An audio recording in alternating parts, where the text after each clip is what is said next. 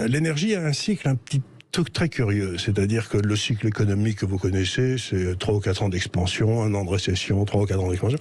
L'énergie, c'est plutôt un cycle à 25-30 ans. Oui, long terme. Long terme, c'est-à-dire que vous faites des dépenses de recherche et de développement importantes, vous faites des trous, vous bâtissez des centrales nucléaires, et d'habitude, vous en faites trop. Donc pendant... C'est normal d'ailleurs. Oui. Donc pendant 10, 15, 20 ans, l'énergie est bon marché. Et transformer une énergie bon marché en produit rentable, c'est facile. Ce que je veux dire, c'est... Parce que On a un besoin, l'offre et la demande. L'offre et la demande, et là, comme il y a beaucoup d'offres, le prix ne monte pas, l'énergie reste basse, tout va bien.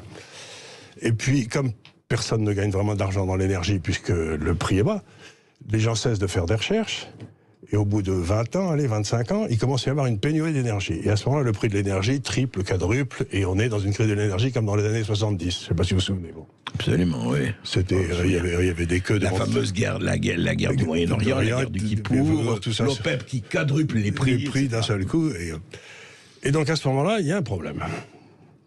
Parce que il va falloir se remettre à faire de l'énergie, mais il va falloir attendre 10 ans pour qu'elle devienne disponible. Donc on a 10 ans devant nous qui vont être difficiles. Et ça, si vous voulez, bon, j'ai écrit des papiers là-dessus il y a 2-3 ans en disant les enfants, on va rentrer dans une période de crise énergétique, donc c'était à la portée d'une intelligence moyenne. Vous voyez ce que je veux dire, c'était pas bien difficile de le savoir. Donc j'espère que nos gouvernements étaient au courant. Bon, on peut se demander, oui. On peut se demander, bon... Alors qu'est-ce qui s'est passé aujourd'hui et qu'est-ce qui a déclenché tout ça? La Russie envahit l'Ukraine. Ouais. Bon, la Russie envahit l'Ukraine. Et à ce moment-là, l'Europe et les États-Unis, pris d'un grand coup de vertu, accablé de moraline, j'imagine, décident que c'est très mal, bon, c'est très mal, mais que du coup, on ne va plus leur acheter de pétrole. Mais ils ne savaient pas qu'on était dans une période, de toute façon, il n'y en aurait plus. Mais c'est ça.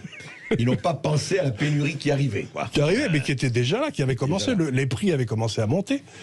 Donc, et le seul qui a fait des investissements dans toutes les énergies fossiles, ça a été la Russie.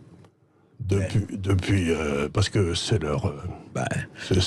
c'est leur base. C'est leur ADN. C'est leur ADN de le faire. Et puis en plus, vous avez regardé la taille, ils doivent faire la moitié des terres immergées, je ne sais pas combien il fait, mais enfin, la Russie, c'est quand même le plus grand pays du monde. Ils font quoi, je crois, 7 fuseaux horaires.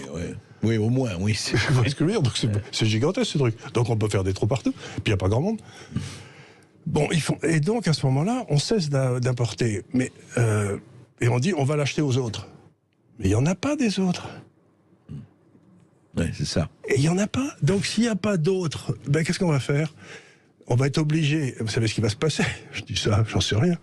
Mais probablement la Russie va vendre du pétrole à l'Inde, qui va nous le raffiner. C'est ce qui se passe. Ça se passe déjà. Et qui va nous le revendre à 3 fois le prix. Absolument, ça se passe déjà. Et en plus, on avait signé des tas de contrats avec la Russie, qui étaient en euros. Donc, on payait notre pétrole en euros, donc on imprimait des jolis bouts de papier, on les envoyait en russe, et ces braves gens étaient assez sympathiques pour reprendre une partie de ces euros et acheter nos obligations d'État avec. Donc, quelque part, c'est un grand secret, mais on ne le payait pas, notre pétrole. Oui, on leur donnait de la fausse monnaie, et avec cette fausse monnaie, ils achetaient nos fausses obligations.